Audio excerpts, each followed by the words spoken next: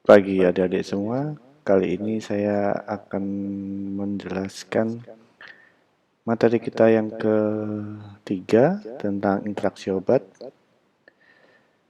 Oke, saya mulai. Seperti video yang telah kalian lihat di grup bahwa interaksi obat itu bisa menjadi masalah dan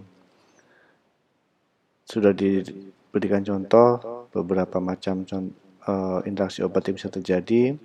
Dan sebenarnya apakah interaksi obat itu?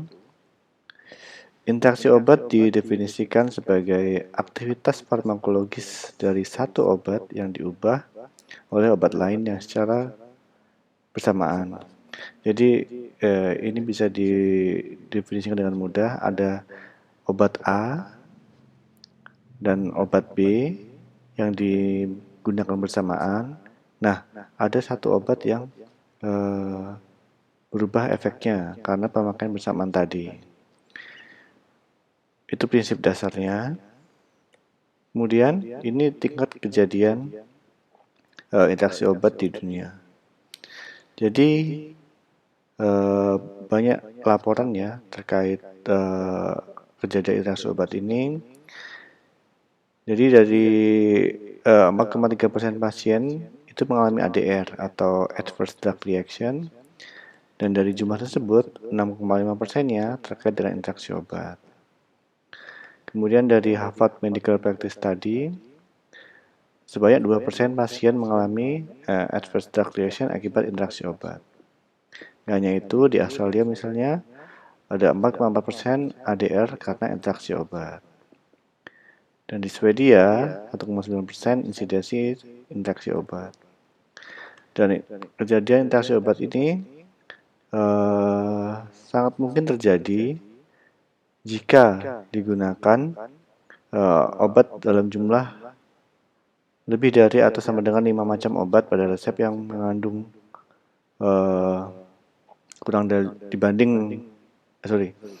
jumlahnya 6 kali lebih tinggi pada resep yang mengandung lebih dari atau 5 macam obat. Jadi sangat mudah dipahami ya bahwa pemakaian obat yang dalam jumlah besar itu resikonya lebih tinggi untuk terjadi interaksi. Berikutnya, ini beberapa faktor yang berkontribusi pada interaksi obat. 1. Terapi beberapa obat. Ya, seperti sudah saya sampaikan tadi, pemakaian lebih dari 5 obat itu akan meningkatkan potensi interaksi lebih tinggi. Dan ini sangat mudah dipahami. Semakin banyak obat, maka kemungkinan terjadi interaksi akan lebih besar. Kemudian yang kedua ada terapi dari beberapa dokter. Nah, ini mudah dipahami ya, jika ada pasien merasa tidak puas pada satu dokter, kemudian dia berganti ke dokter lain. Nah, pasien akan berpotensi untuk mengalami interaksi obat karena dari dokter satu ke dokter lain mungkin tidak ada komunikasi, sehingga riwayat penggunaan obat pun akan hilang, tidak ada, sehingga ketika pasien minum dua obat bersamaan dari beberapa dokter, maka akan meningkatkan potensi terjadinya interaksi obat. Satu obat bisa memiliki beberapa efek. Nah, ini misalnya ada obat yang memiliki efek samping tertentu, dan ini bisa mengganggu efek obat lainnya. Kemudian ada banyak penyakit atau penyakit penyerta. Nah, ini mudah dipahami ya, karena ketika ada seseorang menderita penyakit, misalnya dia penyakit diabetes, dia biasanya memiliki penyakit penyerta, misalnya atau yang bisa disebut sebagai misalnya komplikasi. Nah, itu bisa ada gangguan, dan setiap gangguan itu biasanya juga diobati. Nah, itu. Dan setiap pengobatan untuk menghilangkan gejala dari penyakit penyerta itu bisa menimbulkan interaksi obat. Saya ambil contoh di sini, misalnya ada pasien diabetes mellitus yang kemudian dia mengalami neuropati diabetik ya, itu artinya terjadi gangguan saraf pada saraf tepi, dan itu membuat kaki atau bagian saraf perifer itu menjadi ini ya, tidak nyaman, ada rasa kesemutan dan sebagainya, dan itu biasanya diberikan obat misalnya adalah vitamin B12 atau NSAID atau obat lainnya misalnya pregabalin. Nah, itu bisa menyebabkan interaksi dengan obat lain yang juga digunakan oleh pasien diabetes tadi. Kemudian patron pasien yang buruk. Nah, ini contohnya misalnya ada satu obat yang harusnya diminum setelah 2 jam setelah obat pertama. Saya ambil contoh misalnya pasien oleh apoteker diberitahu seperti ini. Pak, Bu, tolong yang obat yang ini, yang obat B ini diminum setelah 2 jam dari minum antasida. Nah, ternyata pasiennya ini ya tidak patuh sehingga dia minum antasida dan obat eh, misalnya tadi ada ciprofloxacin dalam waktu yang bersamaan. Nah, itu bisa menyebabkan interaksi. Kemudian usia lanjut. Nah, ini usia lanjut ini lebih rawan terjadi interaksi karena proses metabolisme dalam tubuhnya yang sudah menurun, sehingga ketika ada satu obat yang terganggu metabolismenya, maka bisa menyebabkan eh, efek yang berubah pada obat yang lainnya. Nah, oke, jenis interaksi obatnya ternyata nggak hanya satu ya, tidak hanya berarti interaksi obat dengan obat, tetapi ini bisa juga terjadi antara interaksi obat dengan makanan, interaksi obat dengan herbal, interaksi obat dengan tes laboratorium, dan interaksi obat dengan penyakit. Untuk nomor 1, 2, 3 ini sepertinya jelas, dan untuk nomor 4 ini lumayan menarik ya. Jadi misalnya ada ini ya, pasangan muda yang baru pulang dari honeymoon gitu.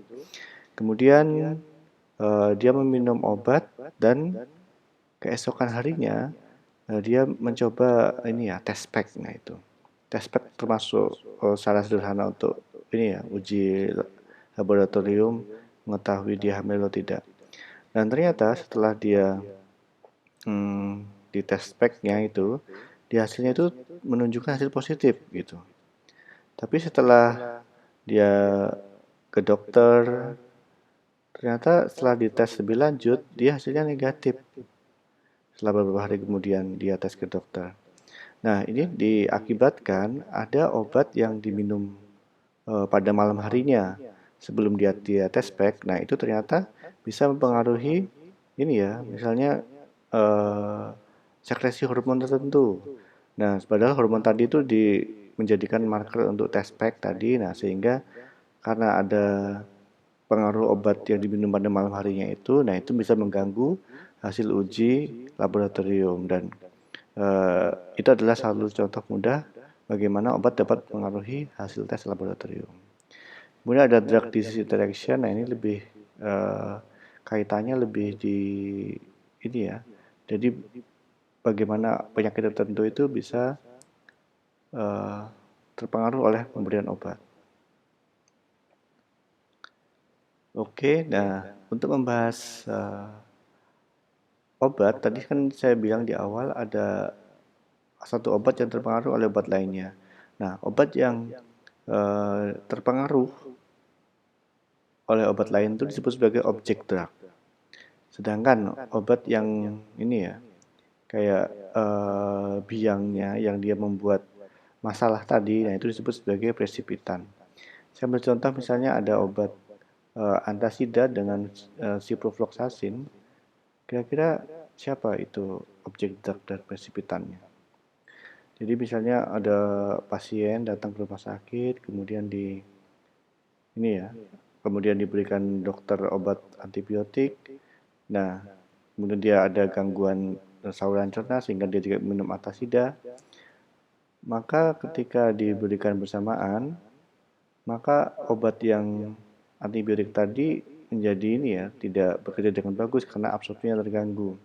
Sehingga eh, obat yang terpengaruh tadi yaitu adalah ciprofloxacin. Nah, itu disebut sebagai objek drug. Dan untuk obat yang membuat tadi gangguan tadi ya, itu adalah antasida, dan inilah disebut sebagai presipitan. Nah, tapi adik-adik nggak usah khawatir untuk objek drag dan bersifat ini tidak kaku, jadi eh, seiring waktu akan tahu sendiri mana dari bisa membedakan mana yang sebagai objek drag dan mana sebagai presipitan. Oke, ini ciri interaksi obat. Ini biasanya itu kebanyakan tidak diinginkan. Eh, Hanya sedikit yang bisa berefek, tapi eh, yakinlah yang tidak diinginkan itu lebih besar. Karena ini ya, eh, itu tidak terkontrol. Karena efeknya itu bisa meningkatkan efek, mengurangi efek, atau meningkatkan toksisitas. Nah, ini ada beberapa yang menguntungkan, tapi jumlahnya jarang. Misalnya, peningkatan aktivitas penisilin bila diberikan bersama probenecid, nah itu akan meningkatkan serum level dari penisilin. Nah, ada 3 jenis mekanisme interaksi obat, ada interaksi farmasetik, interaksi farmakokinetik, dan interaksi farmakodinamik. Nah, untuk interaksi farmasetik ini tidak kita bahas dalam pokok bahan ini, tidak masuk dalam pokok bahasan sekarang, karena biasanya interaksi farmasetik ini sudah dibahas di mata kuliah farmasetika. Nah, yang kita fokus hari ini adalah interaksi farmakokinetik dan interaksi farmakodinamik. Dan dibanding tiga ini, nanti kita akan lebih fokus ke interaksi farmakokinetik. Nah, yang pertama ya, interaksi farmasetik itu disebut juga sebagai inkompatibilitas atau tidak cocokan. Jadi ini interaksi yang terjadi di luar tubuh, maksudnya interaksi yang bisa terjadi karena ini ya, pengaruh interaksi fisikokimia, karena ada pencampuran sesuatu dan akhirnya bisa menyebabkan pengendapan atau inaktivasi zat aktif. Misalnya ada suatu obat A kemudian dicampur dengan suatu larutan infus, nah itu obatnya menjadi mengendap atau berurai. Nah, itu terjadi pencampuran tadi itu biasanya terjadi di luar tubuh dan itu mengganggu kestabilan dari obat utama dan itu disebut sebagai interaksi farmasetik atau lebih terkenalnya yaitu sebagai inkompatibilitas. Nah, berbeda dengan interaksi yang akan kita bahas hari ini yaitu ada interaksi farmakokinetik dan interaksi farmakodinamik. Itu adalah uh, yang terjadinya interaksi itu terjadi dalam tubuh. Jadi kalau misalnya interaksi farmakokinetik ini adalah sifat-sifat atme, udah tahu absorpsi, distribusi, metabolisme, ekskresi dari obat objek itu diubah oleh obat lain ini ya, dan karenanya interaksi tersebut juga sebagai interaksi atme. Nah, efek yang dihasilkan adalah perubahan konsentrasi plasma dari obat yang terimbas atau obat objek tadi. Nah, klasifikasi sama, ada interaksi absorpsi atau penyerapan, interaksi distribusi, interaksi metabolisme, dan interaksi ekskresi. Nah, dari keempat klasifikasi ini yang paling utama atau yang sering terjadi itu adalah interaksi metabolisme dan adik-adik mungkin akan lebih fokus untuk bahasan di sini ya dibanding tiga lainnya karena tiga lainnya itu minor atau jarang terjadi atau pengaruhnya tidak signifikan, tapi untuk interaksi metabolisme ini hasilnya sangat bisa jadi sangat signifikan sehingga harus dihindari atau dimodifikasi pada terapinya.